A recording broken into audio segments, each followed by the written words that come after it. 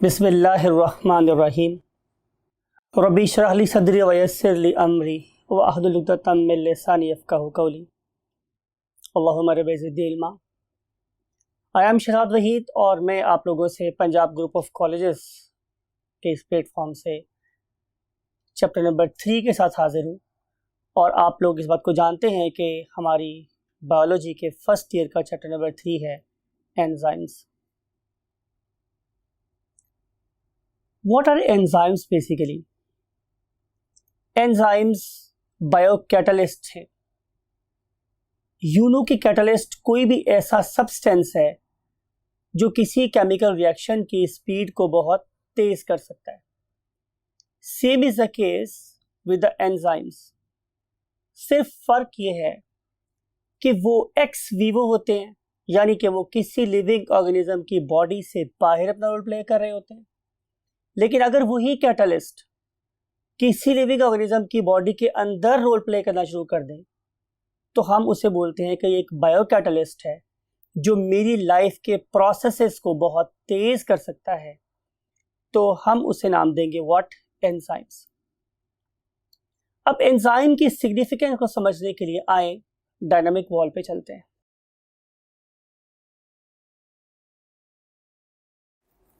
ये मैंने आप लोगों के लिए एक इमेज बनवाया है। इसमें यू कैन सी कि मैंने एक ट्रायंगल ड्रॉ की है, एक स्क्वायर ड्रॉ किया हुआ है, एक फॉर एग्जांपल पेंटागन या हेक्सागन है, और एंड पे मैंने एक सर्कल ड्रॉ किया है। फिर आप लोगों से क्वेश्चन ये है कि इनमें से कौन सी ऐसी चीज़ है जिससे शायद हमारी ज़िंदगी के स्टैंडर्ड्स को, रहने सहने के तरीके को, हमारी ज़िंदगी की पेस को बहुत तेज़ कर दिया है। तो यकीनन आपका जवाब होगा कि ये सर्कल है। इसीलिए कहा जाता है कि अगर पहिया ईजाद ना होता तो शायद आज हमारी ज़िंदगी की रफ्तार इतनी स्पीड ना पकड़ पाती। तो ये सर्कल, ये पहिया, इसने हमारी ज़िंदगी की रफ्तार को बहुत तेज़ कर दिया। अगर आप पहिए की ईजाद से पहले की ज़िंदगी को देखें और बाद की ज़िंदगी को देखें तो आपको इसकी डायनामिज्म बहुत डिफरेंट नज़र आएगी।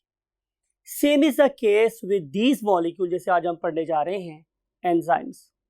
यानी कि अगर आप एंजाइम के दुनिया में इंट्रोड्यूस होने से पहले की लाइफ को देखें तो इट वाज वेरी स्लगिश। लेकिन जो ही एंजाइम्स के मॉलिक्यूल्स इंट्रोड्यूस हुए तो लाइफ की पेस ही चेंज हो गई। शायद पैदल चलने वाला इंसान एकदम से किसी जेट फाइटर पर सवार हो गया था। तो ये है सिग्निफिकेंस हमारे एंजाइम की कि एंजाइम ने हमारी ज़िंदगी की पेस को बहुत ज़्यादा तेज कर दिया। क्या ये जो एंजाइम है ये सिर्फ हमारे रिएक्शंस को तेज करने के काम आ रहे हैं? तो उसके लिए हमने एक जंगल में से, लिविंग वर्ल्ड में से एग्जांपल आप लोगों ने ढूंढी है। उस एग्जांपल में यू कैन सी कि देयर इज अ बीटल। हमने इसका नाम रखा हुआ है व्हाट, बोम्बार्डियर बीटल। कि जो बोम्बार्डियर बीटल है इसमें ये एबिलिटी है कि जो ही इसका सामना अपने किसी प्रेडेटर से होता है जिसे हम मैंटिस बोलते हैं, तो ये बोम्बार्डियर बीटल एक बहुत फोर्सफुल स्प्रे करता है इस मैंटिस के ऊपर। जो ही ये स्प्रे उस तक पहुंचता है तो इट इज़ वेरी हॉट, तो बहुत ज़्यादा बर्निंग का एहसास होता है मैंटिस को। प्लस एक बहुत ही स्ट्रॉन्ग किस्म की पॉपिंग साउंड प्रोड्यूस होती है जो थ्रेटेंड फील होती है उस मैंटिस को, वहाँ से भाग जाता है। और इसी असना में इस पर्टिकुलर बीटल को यहाँ से एस्केप होने का मौका मिलता है। ये वही एंजाइम है अगेन जो प्रेडेटर और प्रे के लाइफ साइकिल को बैलेंस किए हुए हैं। यही एंजाइम्स एनर्जी प्रोवाइड कर रहे हैं किसको, प्रेडेटर को, टू कैच इट्स प्रे। और यही एंजाइम प्रे को एनर्जी प्रोवाइड कर रहे हैं to move away from the predator to save its life. तो आए हम इन्हीं ग्रेट मॉलिक्यूल्स की बायोकेमिस्ट्री को स्टडी करते हैं। So let's go to the whiteboard. Most important thing is, students, your learning. To listen these words very carefully. इसमें से हर एक वर्ड आप लोगों को एक नंबर दे सकता है लाहौर बोर्ड में। So we have discussed very first point, that is what is basically enzyme and what was their importance. And now we want to move to the second step. और वो second step students है कि you should be able to define the enzymes. So we are going to write definition of enzymes. So enzymes are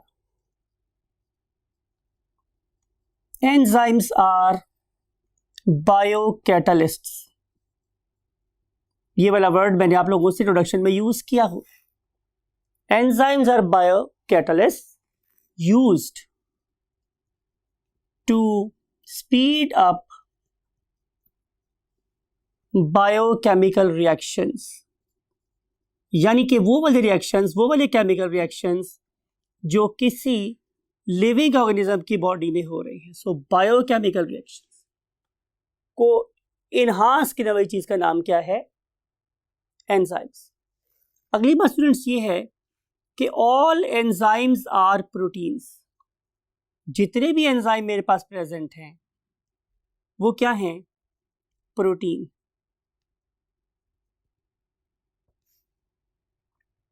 right? आप लोगों ने chapter number 2 में protein के ही टॉपिक बेस्ड ये स्टडी किया था कि ये जो एंजाइम्स हैं ये ग्लोब्यूलर प्रोटीन है, फाइब्रस प्रोटीन नहीं है, rather globular proteins. Mean to say कि they have some ball like structure with few dents and some cavities or holes in it, something like a lock. जैसे मेरे पास एक lock है तो आपको नजर आता है कि लॉक एक स्पेसिफिक सिमेट्रिकल शेप है जिसके अंदर एक कैविटी है और उस कैविटी के अंदर अपनी की को इंसर्ट कर सकते हैं. So it is basically a globular protein with few dents and depressions in it.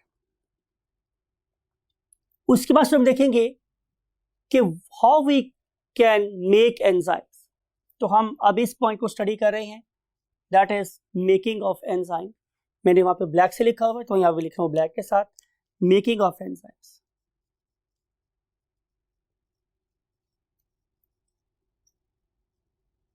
तो स्टूडेंट्स किसी भी एंजाइम्स को बनाने के लिए, किसी भी एंजाइम को बनाने के लिए जो इंस्ट्रक्शंस हैं वो बेसिकली कहां से आती हैं?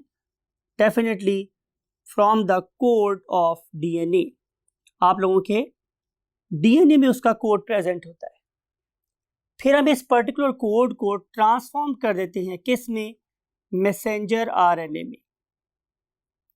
और आपको ये बात पता है, हमने लास्ट टाइम पढ़ी थी टाइप्स ऑफ आरएनए में, कि ये आरएनए जाता है किसके पास स्टूडेंट्स? राइबोसोम्स के पास.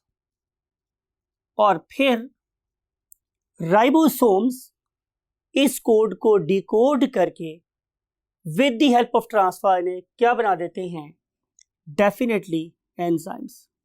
तो इसका मतलब यह है कि दूसरी प्रोटीन की तरह से एंजाइम्स को बनाने वाली ऑर्गेनेल का नाम भी क्या है? राइबोसोम. अब हम इससे और आगे चलेंगे. तो हमें अंडरस्टैंड करना है, ये मैंने आप लोगों के लिए ड्रॉ कर दिया स्टूडेंट, व्हाट? एक नाइफ से. ये मेरे पास एक नाइफ है, दिस वन. तो अगर आप देखें किसी भी छुरी को या नाइफ को तो यू नो वेरी वेल कि इसका जो ऊपर वाला एज है ये नॉर्मली मोटा होता है और जो इसका कटिंग एज है वो काफी ज्यादा थिन होता है. I am talking about this edge, ये बहुत थिन होता है.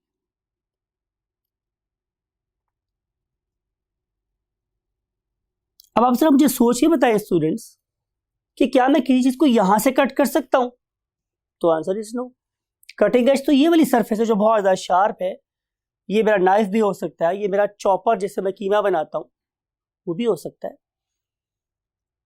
तो क्या ये सारे का सारा स्ट्रक्चर इस्तेमाल हो रहा है कटिंग में? तो answer is no. Only few molecules of this iron structure, इस आयरन स्ट्रक्चर के थोड़े से मॉलिक्यूल्स जो बिल्कुल इसके इस लोअर एज पे प्रेजेंट है, सिर्फ वो चीज को कट करने में इस्तेमाल हो रहे हैं. तो ये जो बाकी सारा कुछ हमने लगाया हुआ है, बाकी पूरा आयरन का मैस, वो बेसिकली इसको क्या प्रोवाइड कर रहा है? Stability. It is important students कि जो जितना ज्यादा मैं इसको हैवी बनाऊंगा उतना ही वो मेरा चॉपर स्टेबल होगा, उतनी ही मैं ज्यादा स्ट्रॉन्ग या मोटी मोटी बोन्स को भी कट कर सकूंगा. तो ये जो चीज है, ये बाकी सारी की सारी चीज ये उसको स्टेबिलिटी प्रोवाइड करे. हालांकि कटिंग एज तो बहुत थोड़े से मॉलिक्यूल्स. तो same is the case with the enzyme, कि एंजाइम एक बहुत ह्यूज स्ट्रक्चर है, राइट?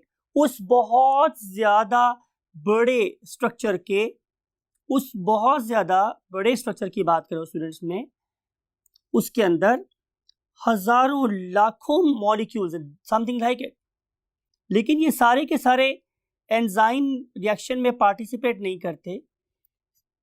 सिर्फ और सिर्फ वो वाला एरिया जिसे फॉर एग्जांपल मैं अब रेड से शेड कर रहा हूं, ये वाला एरिया फॉर एग्जांपल, ये सबसे ज्यादा इंपॉर्टेंट है एंजाइम रिएक्शन में, दिस वन। अब ये जो सारे का सारा एरिया है, ये तो एक्टिवली पार्टिसिपेट कर रहा है केमिकल रिएक्शन में। तो ये जितना बाकी स्ट्रक्चर पीछे है, ये क्या प्रोवाइड कर रहा है इसे? Stability, right. तो इंपॉर्टेंट बात ये है कि ये और ये स्टेबिलिटी प्रोवाइड करने के लिए, राइट। सो आपकी बुक में एक वर्ड लिखा हुआ है कि bulk of the amino acid और bulk of the structure is there to provide stability to the enzymes. Only few amino acid, थोड़े से अमाइनो एसिड, जैसे मैंने शो किया आप लोगों के साथ, यहाँ पे भी रेड सरफेस के साथ, और अगर मैं इसको यहाँ भी शो करना चाहूँ तो ये जो रेड सरफेस है हमारी, ये वाले थोड़े से अमाइनो एसिड सिर्फ और सिर्फ कटिंग में इस्तेमाल हो रहे हैं या एक्चुअल एक्टिविटी में इस्तेमाल हो रहे हैं। Now we want to move to the next point. और वो नेक्स्ट पॉइंट मेरे पास क्या है students? What parts of enzyme. So perhaps यहाँ पे जगह कम है, तो नेक्स्ट पॉइंट पे चलते हैं, नेक्स्ट हाफ में चल रहे हैं।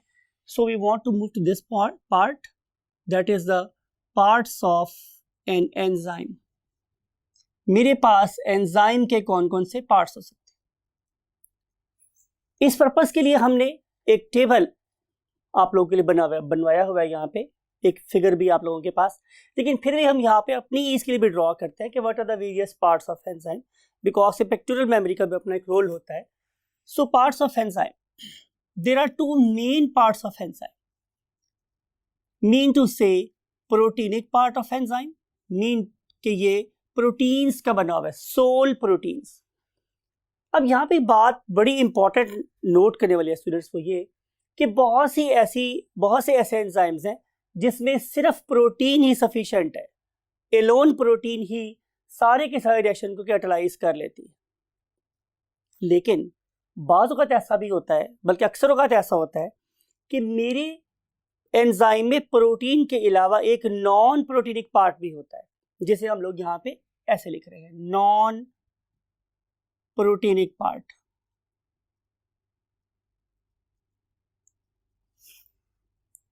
इसकी मिसाल हम यूं ले सकते हैं कि जैसे अगर आप लोगों के पास एक की है, तो की सारी की सारी लोहे की बनी होती है, लेकिन उसके एंड पे थोड़ा सा प्लास्टिक भी लगा होता है ताकि आपको पकड़ने में आसानी हो, उसकी ब्यूटी बढ़ जाए। तो समझ लीजिए जो सारे का सारा लोहा है वो प्रोटीन है, और उसके ऊपर थोड़ा सा प्लास्टिक चढ़ा हुआ है वो उसका नॉन प्रोटीनिक पार्ट है। तो मुमकिन है कि की सारी लोहे की बनी हुई हो, ऐसा भी हो सकता है कि वो लोहे के साथ साथ थोड़ी सी प्लास्टिक की भी बनी हो, तो दोनों पॉसिबिलिटीज हो सकती है। अब हम इस नॉन प्रोटीनिक पार्ट को कहते क्या हैं? तो answer is students cofactor. Cofactor जहां जहां ये प्रेजेंट है वहां पे इसके दो पॉसिबल रोल हो सकते हैं। नंबर वन, कि it acts as a bridge, it acts as a bridge between the enzyme and its reactant, जिसे हम बोलते हैं सबस्ट्रेट। यानी कि अगर ये वाला मॉलिक्यूल प्रेजेंट होगा तो तभी हमारे एंजाइम की 3D स्ट्रक्चर कैसी होगी? सबस्ट्रेट के मुताबिक होगी। और अगर ये वाला पीस यहाँ पे प्रेजेंट नहीं है तो फिर वो वाला मॉलिक्यूल एंजाइम के साथ बाइंड नहीं होगा। इसलिए एंजाइम को सबस्ट्रेट के साथ बाइंड करवाने में जिस मॉलिक्यूल का बहुत इंपॉर्टेंट रोल है, जब वो ब्रिज के तौर पे काम कर रहा हो, उसे हम क्या बोलते हैं स्टूडेंट्स? कोफैक्टर।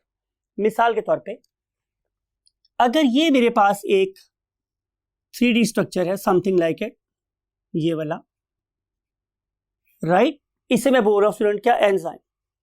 और अगर मैं इस वाले पार्ट की बात करूं, ये वाला पार्ट, जिसे अब मैं आप लोगों की सहूलत के लिए रेड पेंट कर रहा हूं, I am doing it red paint, ये इसकी शेप को मॉडिफाई कर रहा है। मिसाल के तौर पे कि अगर ये प्रेजेंट है तो शेप इस तरह की है, और अगर ये प्रेजेंट ना हो तो फिर शेप जाहिर है इस तरह की होगी। अब मुझे सोच के बताएं कि इस वाले केस में इसके साथ कोई ऐसा मॉलिक्यूल बाइंड हो सकता है? तो आंसर इज नो, क्योंकि इसकी शेप से नहीं मिल रही। अगर मैंने इस एंजाइम की शेप इस तरह करनी है तो मुझे इसके आगे ये वाला मॉलिक्यूल लगाना ही पड़ेगा। अब इस मॉलिक्यूल की शेप इस मॉलिक्यूल के मुताबिक हो गई है, अब ये इसके साथ जाके क्लोज फिट बना सकता है। लिहाजा इस मौके पर ये एक ब्रिज के तौर पे काम कर रहा है, जो दो मॉलिक्यूल्स को एक दूसरे के क्या कर रहा है, कंपैटिबल बना रहा है, एक दूसरे के मुताबिक बना रहा है। फिर इसके अलावा ये वाली बात भी है स्टूडेंट्स कि ये non proteinic part some time direct source of energy भी होते। अब हमें देखना है कि इस नॉन प्रोटीनिक पार्ट की कितनी टाइप्स हो सकती। तो answer is there are two main types of non proteinic part. Number 1 is called as inorganic. Inorganic. And other one is called as what? Organic. Organic. अगर कोफैक्टर इनऑर्गेनिक हुआ तो ये usually कैसा होता है स्टूडेंट्स? कोवेलेंटली बॉन्डेड होता है।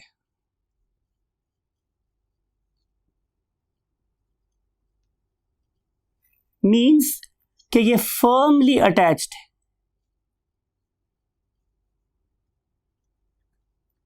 और अगर आप इसकी नेचर देखें तो ये यूजुअली एक मेटल आयन होगा। मेटल आयन से हमारे पास क्या हो सकती है?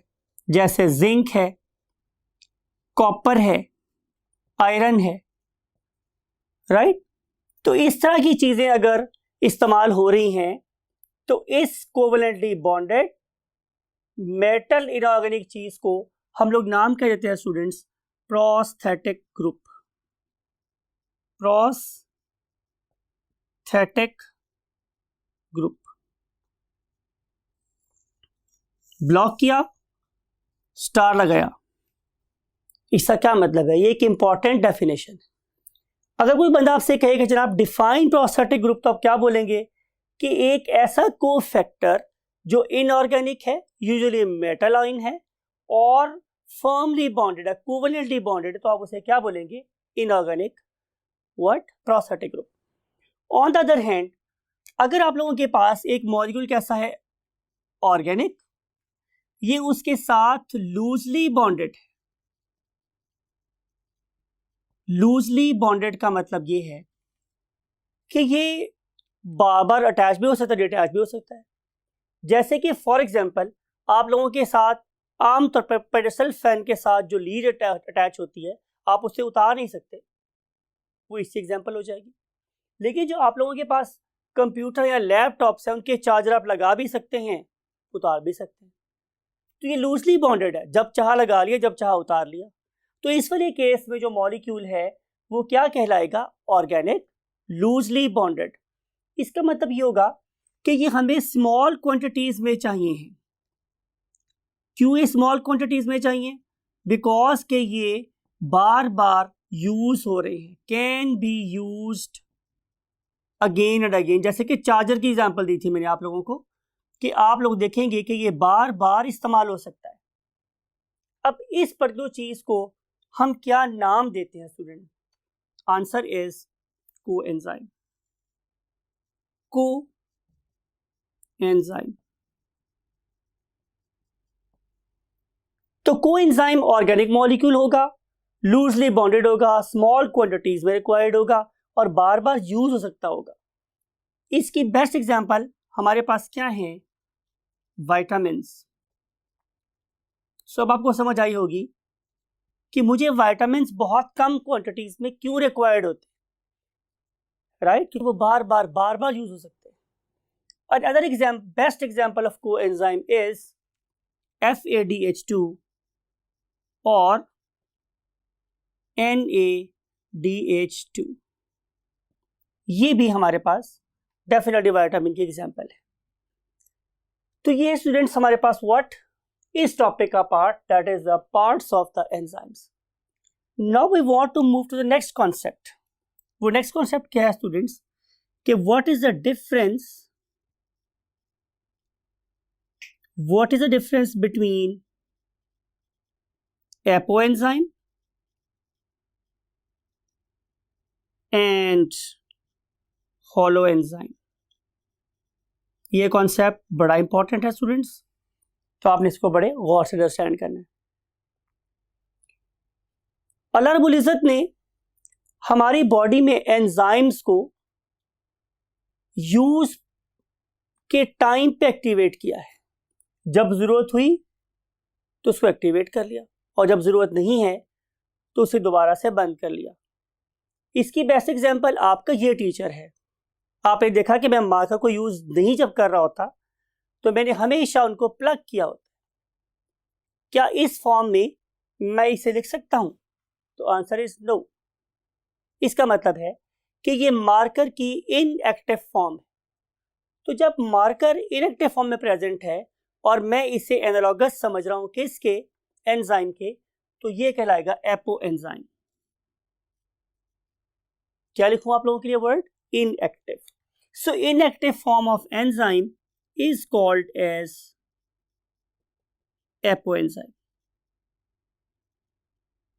लेकिन अगर मैं एंजाइम के सारे कंपोनेंट्स पूरे कर दूं, यानी कि अगर उसको चाहिए प्रोस्थेटिक ग्रुप तो मैं इसे प्रोस्थेटिक ग्रुप लगा दूं, अगर उसे चाहिए कोएंजाइम तो मैं इसे कोएंजाइम दे दूं, उसे चाहिए एक्टिवेटर तो एक्टिवेटर दे दूं.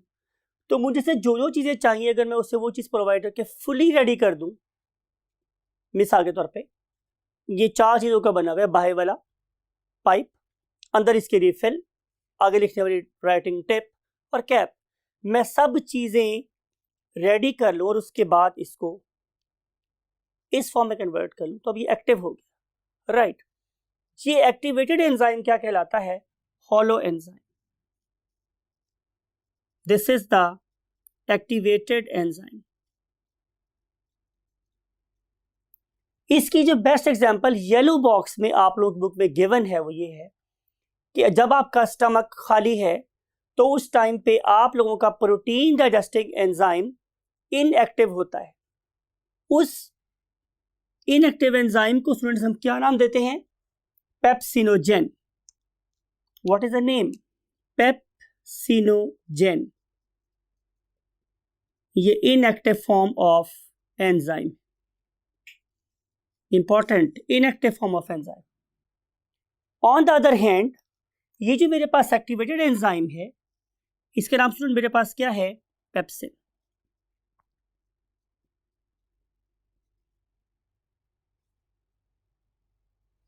नेक्स्ट पॉइंट है स्टूडेंट्स हमारे पास डिस्ट्रीब्यूशन ऑफ एंजाइम्स.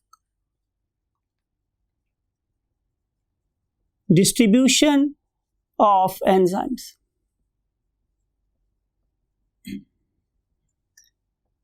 तो पहली बात स्टूडेंट्स ये है कि इमेज आपको नजर आ रहा है. इस पर्टिकुलर इमेज में सबसे पहले आपको एनिमेट होता हुआ, ग्लो करता हुआ नजर आ रहा है क्या? साइटोप्लाज्म. तो इस वाले केस में जो एंजाइम्स हैं वो यूनिफॉर्मली डिस्ट्रीब्यूटेड होते हैं. Uniformly distributed in cytoplasm. जाहिर है ये वाले एंजाइम्स जनरल एंजाइम्स होंगे. डिफरेंट किस्म के ऑर्गेनेल्स को और साइटोप्लाज्म को चाहिए होंगे तो नेचर ने इसको फ्रीली डिस्ट्रीब्यूट कर दिया, सूप में भेज दिया कि जहां जहां रिक्वायर्ड है भाई तुम पहुंच जाओ. लेकिन ऐसा भी होता है कि बहुत सारी एक्शंस हमारे ऑर्गेनेल स्पेसिफिक है. For example you know very well कि अगर आपके पास क्लोरोप्लास्ट हो जो कि सिर्फ और सिर्फ प्लांट सेल्स में होता है तो you know it can be identified by it's green colour. तो इस ग्रीन पिगमेंटेड ऑर्गेनेल के साथ वो सारे के सारे एंजाइम्स एसोसिएटेड हैं कि जो रिक्वायर्ड हैं किस में, फोटोसिंथेसिस में।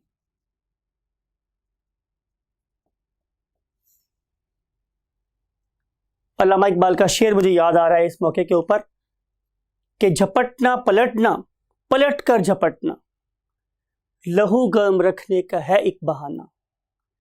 ये शेर किससे एसोसिएट हो रहा है? एक ऐसे ऑर्गेनेल से जो आप लोगों को एनर्जी प्रोवाइड कर रहा है। उस एनर्जी प्रोवाइडिंग ऑर्गेनेल का नाम स्टूडेंट्स मेरे पास क्या है? माइटोकॉन्ड्रिया। तो आपके जिस्म में जितनी एनर्जी है, जितनी तवानाई है, जितनी सलाहियतें हैं, उनके पीछे जिस ग्रेट ऑर्गेनेल का नाम आता है वो क्या है स्टूडेंट्स? माइटोकॉन्ड्रिया। और आप लोग पढ़ के आए हैं कि माइटोकॉन्ड्रिया हमें एनर्जी प्रोवाइड करता है through the oxidation of food. तो हमारे रेस्पिरेटरी एंजाइम्स, और मैं एक वर्ड आपको यूज कर रहा हूं कि हमारी ऑक्सीडेशन ऑफ फूड के लिए जितने एंजाइम्स चाहिए, वो सारे के सारे एंजाइम इसकी मेम्ब्रेन से एसोसिएटेड है। राइट स्टूडेंट्स, अब हम पढ़ेंगे एग्जाम्पल नंबर 3। फिर हम लोग पढ़ चुके हैं एक और ऑर्गेनेल, उसको बोलते हैं हम लोग राइबोसोम्स। ये राइबोसोम्स बिल्कुल हमने पहले वाले कॉलम में देखा कि ribosomes are used to make proteins. So जितने भी प्रोटीन मेकिंग एंजाइम हैं वो सारे के सारे राइबोसोम से एसोसिएटेड है।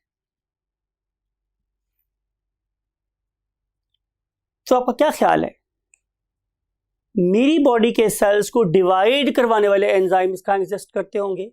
यस, यू आर राइट, वो एग्जिस्ट करते हैं न्यूक्लियस में। तो डीएनए और आरएनए से एसोसिएटेड जितने भी एंजाइम्स हैं, डीएनए एंड आरएनए से एसोसिएटेड जितने भी एंजाइम हैं, वो सारे के सारे न्यूक्लियस में लोकेट करते हैं। तो इसका मतलब ये हुआ कि एंजाइम जनरल भी हो सकते हैं और स्पेसिफिक भी हो सकते हैं, तो अल्लाह ताला ने उसकी डिस्ट्रीब्यूशन भी उसके लिहाज से की हुई। राइट स्टूडेंट्स, मुझे अल्लामा इकबाल का एक और शेर याद आ रहा है। जिंदगी क्या है अनासर में ज़हूर तरतीब, और मौत क्या है इन अज्जा का परेशान हो जाना। जब तक ये सारी चीज़ें हमारे साथ चलती हैं अल्लाह ताला के हुक्म से, तो हम जिंदा रहते हैं। हमारे हर बॉडी का रिएक्शन अल्लाह ताला के हुक्म से बिल्कुल सही सही चल रहा होता है।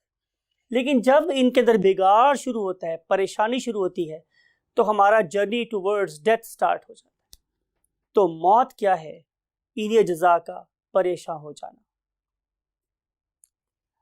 अब हम स्टडी करने वाले हैं कैरेक्टरिस्टिक्स ऑफ एंजाइम्स। इस लेक्चर नंबर 1 का लास्ट टॉपिक है कैरेक्टरिस्टिक्स ऑफ एंजाइम।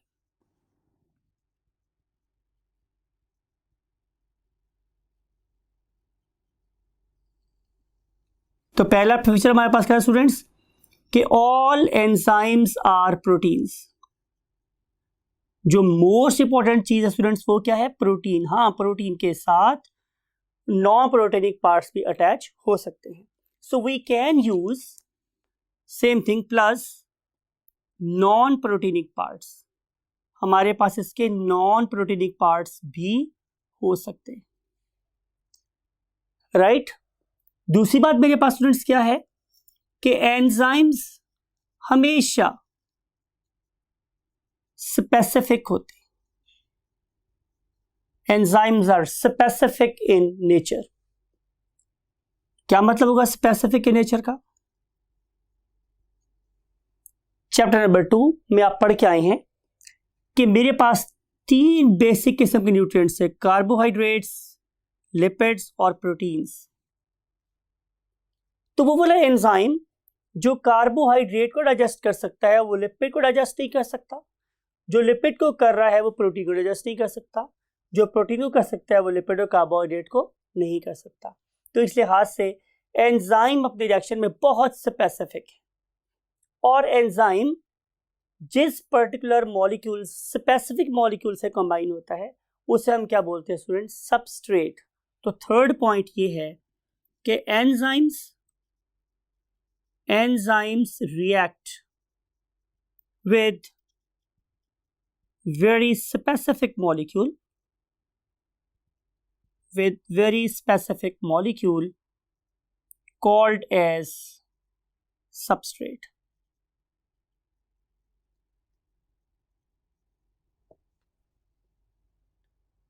अगर हम इसको किसी डायग्राम से शो करना चाहें तो स्टूडेंट्स, ये मेरे पास एक एंजाइम है और इसके साथ हम कंबाइन करने वाले हैं एक सबस्ट्रेट को, समथिंग लाइक इट